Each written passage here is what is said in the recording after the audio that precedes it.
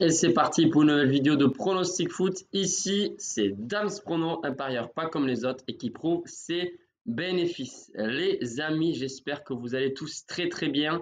Bien sûr, je souhaite la bienvenue pour ceux qui viennent d'arriver. Si vous n'êtes pas encore abonné, faites-le et n'oubliez pas d'activer la cloche pour bien recevoir des notifications dès que je publie une nouvelle vidéo parce qu'aujourd'hui, vous le savez, c'est la vidéo spéciale Liga et d'ailleurs c'est la dernière puisque c'est la 38e journée du championnat, la dernière vidéo spéciale Liga avant la reprise au mois d'août.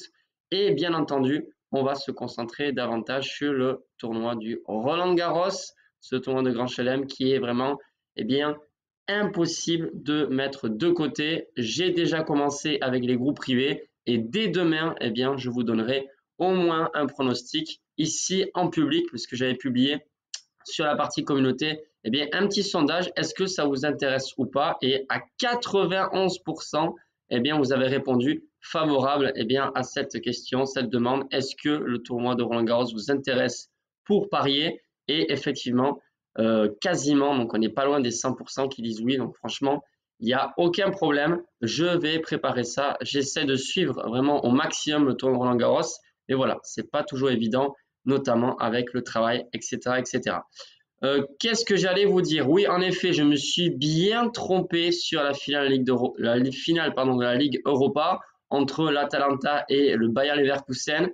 Waouh, je sais même pas comment l'expliquer. J'ai pas encore vu toutes les images. Je ne sais pas comment, les Allemands n'ont pas réussi à se motiver entre guillemets pour cette finale parce que voilà, pour moi, je suis désolé, 3-0, c'est limite honteux de la part de Xabi Alonso et de ses joueurs parce que lorsqu'on est invaincu pendant 51 matchs, on a quand même affronté le Bayern Munich, on a quand même affronté plusieurs belles équipes et on arrive en finale. On peut perdre, bien sûr, on est humain, mais perdre de cette façon-là, 3-0, waouh, j'ai pas encore tout vu, mais honnêtement, je suis quand même assez surpris que le score soit aussi énorme avec autant d'écart. En tout cas, bravo aux Italiens qui, certes, n'ont pas gagné de trophée depuis 1963. Première fois qu'ils remportent une compétition également européenne.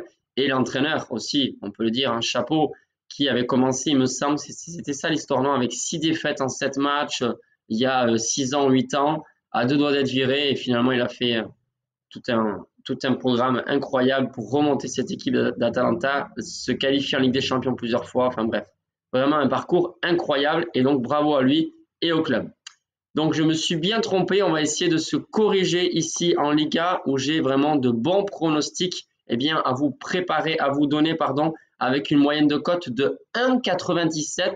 Voilà, c'est vraiment la moyenne de l'année. D'ailleurs, il faudrait que je fasse le bilan entre la première et la 38e journée. Je ne sais pas si j'avais commencé à faire le bilan, mais ça serait bien de savoir quel est le taux de réussite. Moi, je pense qu'on tourne autour du 5 sur 10. Voilà, c'est mon avis.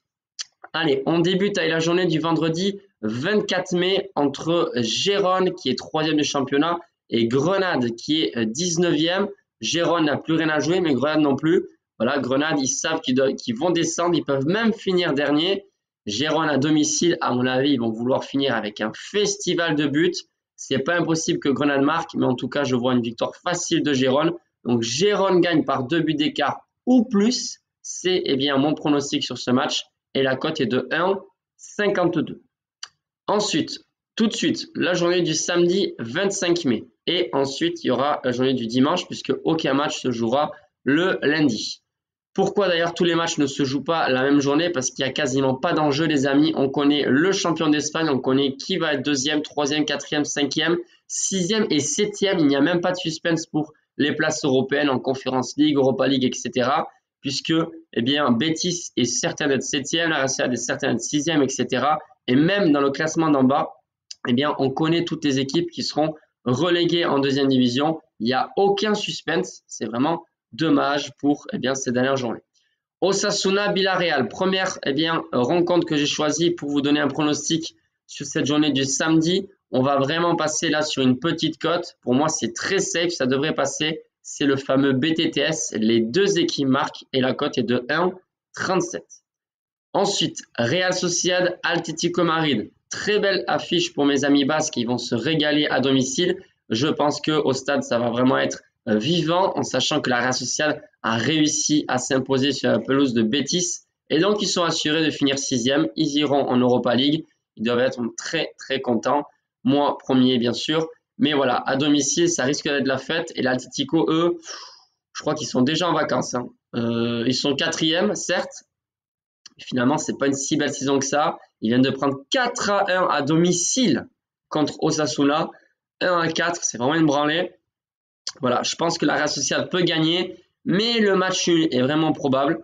Donc, je vais partir sur le même pronostic, le fameux BTTS. Les deux équipes marquent, et là, c'est une cote plus élevée, à 1,56. Ensuite, Almeria, bon dernier du championnat qui compte une seule victoire dans la saison, et c'était à l'extérieur, va vraiment, avoir envie de s'imposer à domicile pour, finir sur une bonne note, entre guillemets. À domicile contre Cadix, c'est possible. Pourquoi? Parce que Cadix, malheureusement, est relégué en deuxième division. Ils ont fait quand même pas mal d'exploits en battant l'Atlético Madrid, en gagnant pas mal de matchs dans les dernières minutes, notamment face à Séville. Mais voilà, trop peu, vraiment de victoires pour espérer se maintenir parmi l'élite. Cadix est à 4 points de Majorque, donc ils vont descendre. Ils sont 18e. La motivation sera pas vraiment au rendez-vous par rapport à Almeria, à mon avis. Donc, victoire des locaux, cote à 1,96. Ensuite, Rayo Vallecano, une banlieue de Madrid, qui va recevoir les Basques de l'Athletic Bilbao. Qu'en serait-il, bien sûr, de ce match? C'est difficile de, pareil, donner un favori sur ce match. Pourquoi? Parce que, l'Athletic Bilbao, eux, ils sont certains de finir 5e. Mais à côté, le Rayo Vallecano, eux, ils sont maintenus aussi. Et je ne sais pas réellement comment va démarrer cette rencontre. Les visiteurs, l'Athletic Bilbao, qui est normalement favori pour ce match. Je pense qu'ils peuvent s'imposer, mais c'est risqué. Voilà, je pense qu'ils vont vouloir finir sur une bonne note aussi, cette équipe de Madrid. Je dis de Madrid parce que je vous ai dit, c'est une petite équipe de la banlieue de Madrid. Et je vais repartir sur notre fameux pronostic parce que je pense qu'il va vraiment passer. Le BTTS, cote à 1,48. Dernière affiche pour la journée du samedi. Et là, ce sera un pronostic un petit peu différent. Le Real Madrid, le champion d'Espagne, et qui est bien sûr déjà finaliste de la Ligue des Champions, reçoit Betis Séville. On pourrait croire que le Real va jouer très tranquillement et laisser les cadres au repos avant la finale de la Ligue des Champions. Mais moi, je ne crois pas, les amis, parce que là, ils ont carrément une semaine pour se préparer. Et justement, je pense que les cadres vont vouloir essayer déjà de préparer comme il faut cette finale de Ligue des Champions. Le Real à domicile est en fait, je pense qu'ils vont s'imposer avec au moins 2 buts d'écart, en sachant que Betis n'a plus rien à jouer et ils ont déjà perdu leur dernier match face à la Real Sociedad. Voilà, moi je pense que le Real peut le faire. Real Madrid s'impose par 2 buts d'écart ou plus et la cote est de 1,85. Ensuite, la journée du dimanche 26 mai. Donc, vous l'aurez bien compris, les amis, je pense qu'il y aura pas mal de buts dans cette dernière journée de championnat. On débute avec Getafe qui reçoit Majorque. Pareil, Getafe, c'est une équipe dans la banlieue de Madrid. Et je pense cette fois-ci que Getafe va bien finir sa saison en sachant pareil que Majorque est un petit peu en vacances. Ça y est, ils sont maintenus. Ils peuvent respirer tranquillement, enfin. Donc, victoire de Getafe pour une cote de 2,12. Ensuite, Celta Vigo, 14e, reçoit Valence, 9e. C'est la plus grosse cote, les amis, parmi les 10 pronostics que je vous propose. Pourquoi? Parce que je pense que, certes, Valence est favori, ils sont 9e, très bien emmené par un super bon attaquant, Uroduro. Mais voilà, ils sont à l'extérieur, il n'y a plus rien à jouer. Celta Vigo va vouloir bien finir devant leur public. Je vois bien un match avec pas mal de buts et surtout un match nul. Donc, match nul en sec à ne surtout pas combiner. Et la cote est de 3,50. Il reste, les amis, 2 rencontres. Alors, Las Palmas, 15e, reçoit Alaves qui est 10e. Très belle saison de ces deux équipes qui ont joué le maintien. Attention, Deportivo Alaves, 10e, c'est vraiment quelque chose. Franchement, les Basques là, on peut leur tirer un grand chapeau. Las Palmas, c'était le cas jusqu'à février-mars, mais après, ça a été une catastrophe. Ils ont tout perdu. Ils se sont même fait très peur pour se maintenir en première division espagnole. Sur ce match, pareil, difficile de donner un favori, mais je vois bien le BTTS passer, donc les deux équipes marquent, cote à 1,67. Et pour finir, Séville-Barcelone, c'est vraiment pas mal comme affiche. Je pense que Barcelone va le faire, ils vont s'imposer, mais ça ne m'étonnerait pas qu'ils prennent au moins un but. Séville est à domicile et les attaquants sont en feu. Je vois bien ce pronostic passer. Victoire de Barcelone, mais les deux équipes marquent aussi. Et la cote est belle, elle est de 2,70. Voilà les amis pour ces 10 pronostics Liga. J'espère qu'on aura de très bons résultats. Allez, un petit objectif de 6 sur 10, ça serait franchement plutôt pas mal. Et on se retrouve dès demain pour de nouveaux pronostics. Bye les amis.